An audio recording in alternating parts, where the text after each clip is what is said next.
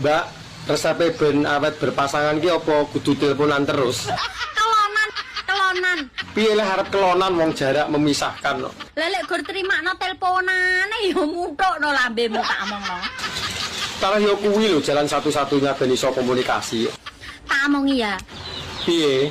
Sebenarnya hubungan berpasangan iku sing mesti saling percaya, saling setia, saling memahami, saling mengerti, Lah nek kuwi aku setuju. dan terakhir saling menikmati.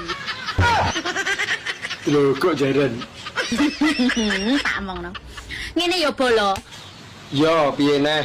Nek tra hubunganmu kuwi LDR. Bojomu kuwi kerja, mbuh ning luar kota, mbuh ning luar negeri. Nek dene ra iso tok eloni. Terus piye supaya awet hubungane? Ya wis, pasrahno karo sing Gusti Allah, sing gawe urip. Soale nyapa? Bojo kuwi iki